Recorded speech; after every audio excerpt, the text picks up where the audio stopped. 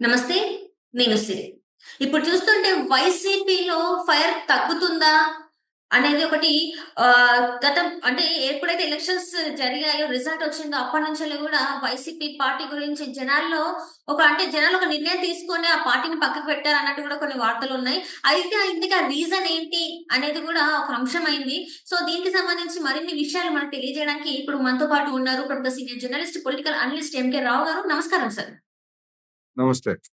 సరే ఇప్పుడు చూస్తుంటే వైసీపీ పార్టీ జగన్మోహన్ రెడ్డి గారు ఆహ్, వాళ్ళలో ఫైర్ తగ్గుతుందంటే ఏదైనా కూడా ఇప్పుడు గత 5 సంవత్సరాల్లో అంతకుముందు గూడా తను చెప్పి 151 సీట్లతో గెలిచిన ఒక పార్టీ, ఒక నాయకుడు ఈ రోజు కేవలం 11 సీట్లకు మాత్రమే పరిమితమయ్యాడు. అది కూడా ఈ మధ్య కాలంలో ఎక్కడ చూసినా కనీసం పులివెందులకు గూడా వెళ్ళలేని పరిస్థితి ఆయనది.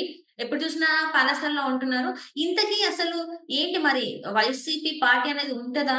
ఉండదా? అసలు దీనికి ఈ ఓడిపోవడానికి గల కారణాలేంటి? ఎందుకు వైసీపీలో ఆ ఫైర్ అనేది తగ్గిపోయిందంటారు సార్?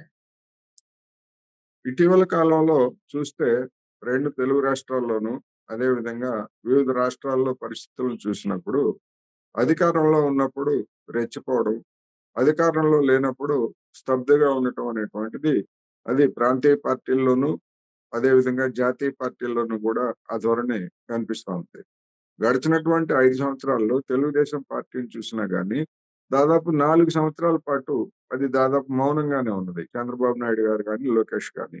ఎప్పుడైతే జగన్మోహన్ రెడ్డి గారి వైఫల్యాలు, జగన్మోహన్ రెడ్డి గారి అప్రజాస్వామికమైనటువంటి చర్యలు, పిచ్చి చేష్టలు పెరుగుతున్నాయో, దాన్ని అడ్వాంటేజ్‌గా తీసుకోవడానికి తెలుగుదేశం పార్టీ రంగంలోకి దిగింది. అదేవిధంగా దాన్ని క్యాష్ చేసుకున్నది. అదేవిధంగా ఇప్పుడు తనకంటే ఎక్కువ మెజారిటీని ఈ 3 పార్టీల కూటమికి జనం కట్టబెట్టినటువంటి పూర్వరంగంలో జగన్మోహన్ రెడ్డి గారు అధికారం ఉన్నప్పుడు ఈ మాదిరి ఫైర్‌గా ఉండటం గాని, లేకపోతే మరొక విధంగా గాని చలాయించడం సాధ్యం కాదు.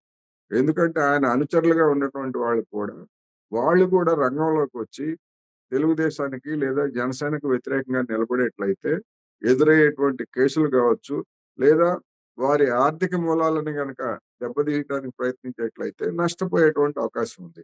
అందుకని జగన్మోహన్ రెడ్డి గారి వైపున వాళ్ళు అనేక మంది నిలబడినప్పటికీ, గతంలో మాదిరి బాహాబాహిగా తలపడటానికి తెలుగుదేశం పార్టీతో తలపడటానికి వీధుల్లోకి వచ్చేటువంటి పరిస్థితి లేదు. అటువంటి అవకాశం గూడా వాళ్ళు తీసుకోరు. ఎందుకంటే అధికారం చుట్టూతా తమ ప్రయోజనాలను రక్షించుకోవడానికి చూస్తారు తప్ప మరొకటి కాదు. అందుకని జగన్మోహన్ రెడ్డి గారు ఇప్పుడు అనివార్యమైనటువంటి పరిస్థితుల్లో తగ్గి వ్యవహరించాల్సినటువంటి పరిస్థితి. రెండోది, ఇప్పుడు జగన్మోహన్ రెడ్డి గారు ఎదుర్కొంటున్నటువంటి ఒక ప్రధానమైనటువంటి సమస్య ఏంటంటే, ఆయన అధికారంలో ఉన్నప్పుడు సోషల్ మీడియా ద్వారా చంద్రబాబు నాయుడు గారి మీద, లేదా పవన్ కళ్యాణ్ మీద, తెలుగుదేశం పార్టీ మీద విపరీతమైనటువంటి ట్రోలింగు, అది సభ్య సమాజం అంగీకరించని పద్ధతుల్లో చేశారు. అదే విధంగా వీళ్ళు వీళ్ళే కాదు, షర్మిల గారి మీద, చివరికి జగన్మోహన్ రెడ్డి గారి తల్లి మీద కూడా అనేకమైనటువంటి అసభ్యకరమైనటువంటి రీతిలో ట్రోలింగ్ చేసి రెచ్చిపోయారు. మంత్రులుగా ఉన్నటువంటి వాళ్ళు కూడా నోరు పట్టని బూతులతోటి బహిరంగంగా మాట్లాడిందంతా కూడా చూసాం. అలాంటి వాళ్ళందరి మీద, ముఖ్యంగా సోషల్ మీడియాలో నోరు పారవేసుకొని, లేదా ట్రోలింగ్ జేసి, అసభ్యకరమైనటువంటి, అవమానకరమైనటువంటి, పరువు తీసేటువంటి పోస్టులు పెట్టినటువంటి వాళ్ళ మీద ఇప్పుడు కేసులు దాఖలవుతున్నాయి. ఆ కేసులన్నిటి పట్ల కూడా రాష్ట్ర ప్రభుత్వం కఠినంగా వ్యవహరిస్తా ఉంది. ఉదాహరణకి మనం చూస్తున్నాం. రామ్ గోపాల్ వర్మ లాంటి వాళ్ళు ఇప్పుడు కోర్టులను ఆశ్రయించడం, లేకపోతే తప్పించుకొని తిరగటం అనేటువంటిది మనకు కనిపిస్తా ఉంది. రైట్. పోసాని కృష్ణమురళి అయితే నేనింక రాజకీయాలకే దూరంగా ఉంటాను. నేనింక అసలేం మాట్లాడను అని చెప్పేసి చేతులెత్తేసినటువంటి పరిస్థితి చూసాం. అందువలన ఇలాంటి వాళ్ళందరూ లేకపోయేట్లయితే జగన్మోహన్ రెడ్డి గారి యొక్క పరివారం అంతా గూడా నిస్తేజంగా ఉండటం తప్ప, ఇప్పుడున్నటువంటి పరిస్థితుల్లో గతంలో మాదిరి రెచ్చిపోయేటువంటి అవకాశం లేదు. అందుకనే ఆయన ఆ విధంగా ఉన్నారు.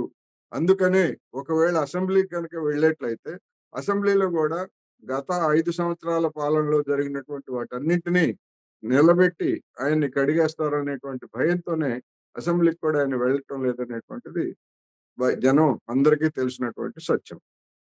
సార్. ఇప్పుడు చూస్తుంటే మనం నిన్న చూస్తున్నట్టయితే జగన్మోహన్ రెడ్డి గారైతే ఒక కార్యక్రమం ఏర్పాటు చేశారు. ఏంటంటే కార్యకర్తలతో జగనన్న అని చెప్పేసి ఆయన ఒక ప్రోగ్రామ్‌ని డిజైన్ చేసుకొని అది కూడా ఇప్పుడు కాకుండా జనవరిలో చేయాలి. జనవరిలో వాళ్ళతోని భేటీ అవుతానని చెప్పేసి ఒక కార్యక్రమాన్ని అయితే ఆయన డిజైన్ చేసుకున్నారు. సో, ఇంత లేట్ ఎందుకంటారు? అంటే ఇప్పటికే చాలా మంది ఆ పార్టీ నుంచెల్లి దూరం అవుతున్నారు. ఎంపీలు, ఎమ్మెల్యేలు అంటే ఎమ్మెల్సీల దగ్గర నుంచి ఇంతమంది రాజీనామాలు చేస్తున్నారు. వాళ్ళకు ఏదైతే ఉందో. ఇప్పుడు ఇప్పటికైనా ఆయన తప్పు తెలుసుకొని కార్యకర్తలతోని దగ్గరవ్వకుండా అది కూడా జనవరిలో అవ్వడానికి ఈ కార్యక్రమాన్ని సిద్ధం చేసుకుంటున్నారంటే దీన్ని ఎలా చూడాలంటారు సార్? అంటే అధికారానికి వచ్చినటువంటి వెంటనే ఈ అధికారంలో ఉన్నటువంటి ప్రభుత్వం మీద ధ్వజమెత్తితే జనంలో అంతగా ఎక్కదు. ఎందుకు అంటే తనని ఓడించినటువంటి జనమే వాళ్ళు. అందుకని కొంత సమయం ఇచ్చి ఒక 6 నెల్లో, 7 నెలలు సమయం ఇచ్చిన తర్వాత రాజకీయపరమైనటువంటి దాడిని చేయడం అనేటువంటిది రాజకీయ పార్టీలు సహజంగా ఎంచుకునేటువంటి అంశం. దానిలో భాగంగానే బహుశా జనవరి నుంచి ఆ విధమైనటువంటి ఏదో ఒక కార్యక్రమంతోటి జగన్మోహన్ రెడ్డి గారు తన రాజకీయ కార్యక్రమాలని ప్రారంభించడానికి నిర్ణయించినట్టుగా కనిపిస్తూ ఉంది. అయితే జగన్మోహన్ రెడ్డి గారైనా, లేదా తెలంగాణలో కేసీఆర్ అయినా గానీ, లేదా కేటీఆర్ అయినా గానీ, జనంతో మమేకం కావడానికి, జనంలోకి వెళ్ళడానికి వాళ్ళకి ఉన్నటువంటి రైట్స్‌ని మనం ఏమి కాదనలేము, తప్పు పట్టలేము. అయితే ఏం మాట్లాడతారు? దాన్ని జనం ఎట్లా తీసుకుంటారు? ఆ మాట్లాడేటువంటి ఆ కార్యాచరణ మీద ఆయా రాష్ట్రాల అధికారంలో ఉన్నటువంటి ప్రభుత్వాలు ఏ విధంగా వ్యవహరిస్తాయి అనేది మనం చూడాల్సుంది. హ్మ్. అంటే ఇప్పటి వరకు చూసుకున్నట్టయితే గతంలో కొంతమంది అంటే పార్టీ ఓడిపోయిన వెంటనే కొంతమంది ఎమ్మెల్యేలు బయటకొచ్చి, ఇది జగన్మోహన్ రెడ్డి గారు తీసుకున్న నిర్ణయాల వల్లే మమ్మల్ని ఏ ఒక్క రోజు కూడా తను కలిసింది లేదు. మేము ఏదైనా కలవడానికి వెళ్ళినా కూడా అక్కడ ఉన్న కొంతమంది మమ్మల్ని అడ్డుకునే ప్రయత్నం చేశారు. దానివల్లే ఈరోజు పార్టీ ఇట్లాంటి పరిస్థితిలో ఉంది. ఈ పార్టీ ఓడిపోవడానికి కారణం జగన్మోహన్ రెడ్డి గారని కొంతమంది చెప్పడం జరిగింది సార్. అప్పుడు కూడా ఎందుకు తను తీసుకోలేకపోయారు? దాని మీద కూడా ఎందుకు ఆయన ఏదైతే నిర్ణయాలు తీసుకోలేక లేట్ ఎందుకు చేశారనుకోవాలి సార్? అంటే ఎన్నికలకు ముందు ప్రతిదీ జగన్మోహన్ రెడ్డి ఖాతాకే వేశారు కదా! హ్మ్. ఆంధ్రప్రదేశ్‌లో ఏం జరిగినా జగన్మోహన్ రెడ్డి గారి వల్లనే జరుగుతా ఉంది అనేటువంటి ప్రచారం చేశారు. హ్మ్. అందువలన ఆంధ్రప్రదేశ్‌లో జరిగినటువంటి పరిణామాల్లో వైసీపీ ఘోరంగా ఓడిపోయింది. అందువలన దాన్ని కూడా జగన్మోహన్ రెడ్డి గారి ఖాతాకే వేయాలి. అలా గాకుండా జరిగినటువంటి 5 ఏళ్ళకి జరిగినటువంటి వాటన్నింటికి జగన్మోహన్ రెడ్డి గారును వైఫల్యాలకి కార్యకర్తలు, ఇతర నాయకులంటే కుదరదు. హ్మ్.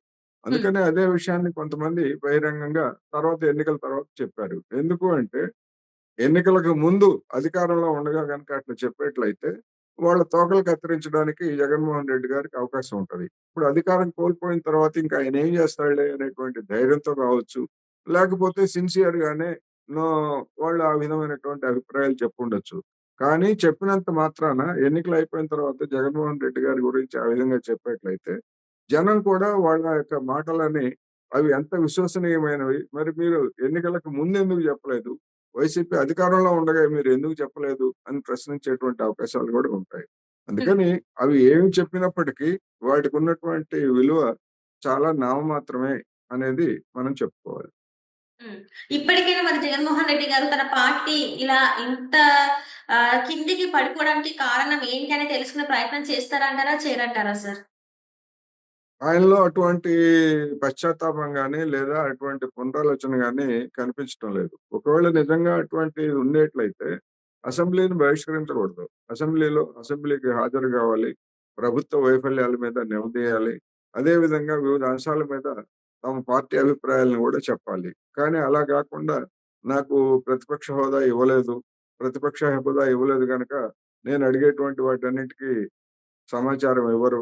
లేదా నేను ఎంతసేపు మాట్లాడితే అంతసేపు మాట్లాడటానికి కూడా మైక్ ఇవ్వరు. అందుకని నేను అసెంబ్లీకి వెళ్ళను అని చెప్పడం ద్వారా ఒక విధంగా చెప్పాలంటే తన బాధ్యతల్ని ఆయన విస్మరించారు. తన బాధ్యతలను కాదు ప్రజల పట్ల లేదా తనను నమ్మి ఓటు వేసినటువంటి వైసీ వైసీపీ అభిమానులు లేదా కార్యకర్తల యొక్క మనోభావాలను కూడా ఆయన దెబ్బతీస్తున్నారు. ఇప్పటికైనా దాన్ని గమనించి అసెంబ్లీకి హాజరై చట్టబద్ధమైనటువంటి కార్యకలాపాల్లో తన యొక్క గళాన్ని వినిపించాల్సినటువంటి అవసరం ఉన్నది అని ఈ సందర్భంగా నేను చెప్పదలుచుకున్నాను. చేస్తారా? లేదా? అనేటువంటిది ఆయనకు సంబంధించినటువంటి అంశం. అదే పరిస్థితి పక్కనే ఉన్నటువంటి తెలంగాణలో కూడా కేసీఆర్ మాజీ ముఖ్యమంత్రి ఆయన గూడా అసెంబ్లీకి వస్తారా? రారా? అనేటువంటిది గూడా సందేహమే. త్వరలో అసెంబ్లీ సమావేశాలు జరగబోతున్నాయి గనక అప్పుడు అసలు విషయం బయటకొస్తదనేది నేను చెప్పదలుచుకున్నాను. Right sir.